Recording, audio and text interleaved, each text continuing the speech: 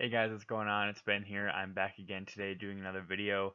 The subject of today's video is going to be on my award picks at the mid-season point for the NBA season. So today I'll be running through Defensive Player of the Year, Coach of the Year, Most Improved Player, Sixth Man of the Year, Rookie of the Year, and then MVP. So 6 awards, and basically I'll just be picking so far this season. This is not my final predictions necessarily, but up to this point in the season, who would have won this award if the season were to end today?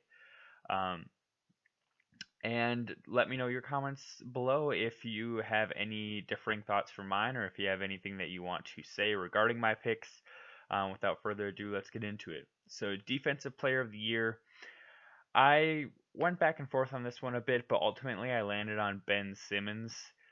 Ben Simmons is leading the league in steals per game right now at 2.2. He's also adding in a block a game, and I think besides leading the league in steals, the real thing that sets him apart for me is that he can guard any position on the floor. He's a 6'10 point guard, so he's fast enough to keep up with guards. He really more naturally would probably be playing forward on most teams. So from that perspective, he can guard forwards pretty easily. And at 6'10, he's still big enough um, to be able to guard centers. So I also have to consider that. And I think when you combine the versatility along with the leading the league in steals, and then also he usually takes the best player on the opposite team. So doing all that while guarding the best player on the opposite team, for me, I think he's worthy of the pick right now for Defensive Player of the Year. For Coach of the Year, I have Nick Nurse. Right now, the Raptors are 40 and 15 in second place in the Eastern Conference, and they're 6.5 games out of Milwaukee. And I'll address the people I didn't pick here first. So I didn't pick Budenholzer because I feel like um, he's really just doing what the team did last year, but just amped up a bit. And I believe he won Coach of the Year last year, so I think that he wouldn't be really a candidate to win it this year. Um, Other candidates would be Mike Malone in Denver, but I again feel like he's basically doing the same thing that they did last year, and the team will have like a very replicated success that they have last year, like probably 54, 55 wins, which I think is right in line with around where they were last year at like 55 or 54. So I think based on that, I can't really give it to him because I'm not seeing anything that like thoroughly impresses me. Frank Vogel, I don't know if the Lakers playing well is really a byproduct of him or the fact that they have two superstars. Um, Besides that, I'm trying to think of other guys who might be worthy of it. Quinn Snyder's in the conversation, I think, getting the Jazz up to fourth. Doc Rivers, I think, is out of it because the team doesn't have a good enough record to warrant it. Like, I don't think there's a world in which you can give it to Doc Rivers because like Frank Vogel is doing a similar thing, but just with a better record. And if I'm not considering Frank Vogel, I can't consider Doc Rivers. So that leaves me with Nick Nurse in the East. Him or Eric Spoelstra really is who it's between for me. Spoelstra is helping that Heat team definitely subvert expectations and do a lot better than people thought. And then besides that, I think Nick Nurse has the I believe the Raptors have the third best record in the NBA, if not the second best record. Let's see here. Let me just confirm. They have the second or third best record in the NBA, second best in the East, and they're doing that with missing Kawhi Leonard, and so to me that's really impressive. And their team is really just getting everybody to step up a little bit more than last year. Like Pascal stepping up, Kyle Lowry stepping up, Van Fleet is stepping up big time. Their defense is just as good, and they're really the I don't want to crown them too early, but they seem like the new Spurs of the East. Just a team that's more greater than the sum of its parts, but still playing great. Okay, so the next award I'm giving out here is Most Improved Player of the Year. And this one maybe is the most controversial.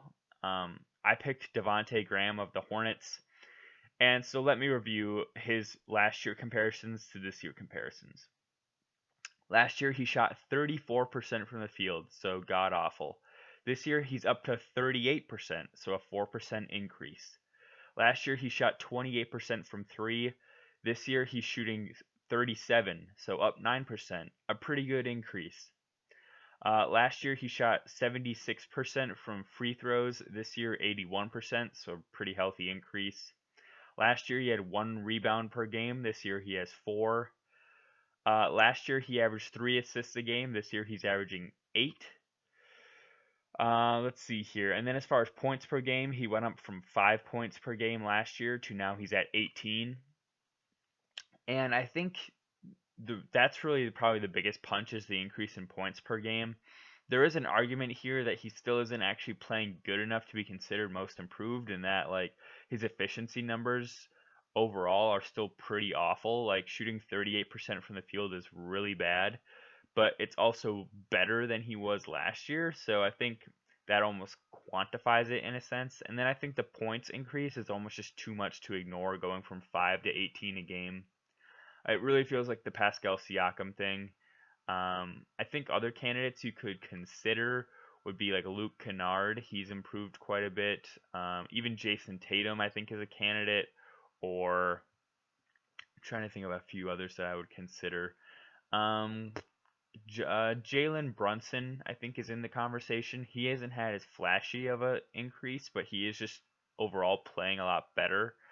Um, so yeah, those are some of the candidates, but I think Devonte Graham just has the most overt case to be made, and so I think that he will end up winning the award. Sixth man of the year, I considered Lou Williams, but ultimately I gave it to Montrezl Harrell. His stats are pretty impressive, I gotta say, and he's contributing to a really good winning team. I also thought about Dwight Howard too, but I feel like he won't get it because his stats aren't good enough to warrant sixth man of the year. But Dwight Howard is basically like, think of what Bill Walton was to the '86 Celtics. That's what Dwight Howard is bringing to this year's Lakers. He's a former great player, and they basically brought him in to be a backup center, and they said, you don't have to do anything spectacular. Just give us 15 to 25 minutes a night, depending on what we need of really high quality play. We don't need you to play 36 minutes a night. We don't even probably most nights need you to play 25 minutes. Just around 20-ish good minutes a night. And that's what he's doing, and he's having a great season. But I just don't think it's enough statistically to warrant him getting it. So from that perspective, I think it goes to Montrez, who has the way better stats. He this year's averaging 19 points per game, shooting 58% from the field. He is getting 7 rebounds a night, and I think that that's all just good enough to get him the award this year. And really, I know it sounds bad, but normally this is just a guy who puts up big stats off the bench award, and that's what Montrez is doing. So I think it has to go to him. Rookie of the year, basically no contest for me. It's Ja Morant. His stats this year are 18 points per game, 49% from the field, 36% from 3, which is really good efficiency for a point guard, first off. And then secondly, for a rookie point guard, it's astounding. 3 rebounds a game, 7 assists a game, which is pretty good for rookie point guards. Normally aren't very good passers, and they basically look to score a lot of times in today's NBA, and he's not.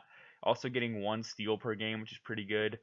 And I think the biggest thing that gives him this award is that the Grizzlies are the 8th seed right now. They're in the playoff hunt, so I think you almost have to give it to him based on that. They are widely surpassing anybody's expectations, and they actually just surpassed their projected win total of 26 before the All-Star break. So that's super impressive. So hats off to Ja Morant. You definitely get the award. Okay, and lastly, we have MVP, which I have going to Giannis. No big surprise here.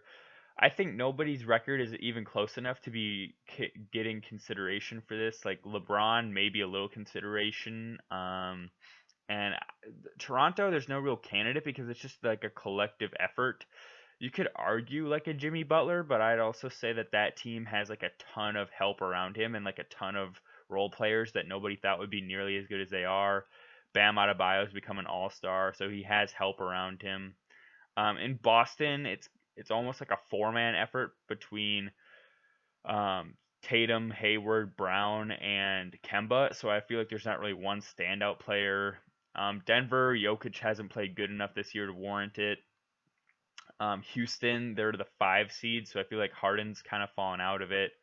Utah, kind of same thing as Boston, like too many high quality players to warrant one of them getting it. Like Gobert, Mitchell, Bogdanovich, they all kind of share the spotlight there. Um, yeah, so I can't. Kawhi and PG haven't won enough games to warrant it. So yeah, I don't think there's any other choice besides Giannis. They're on pace for 70 wins, which is amazing, and he's averaging 30 points a game, shooting 55% from the field. He's also averaging 14 rebounds a game and 6 assists and a steal and a block a game. So it's undeniable that he's having a wonderful season, and he's my MVP. That's all I got for today, guys. Hope you enjoyed the video, and I'll see you next time. Bye.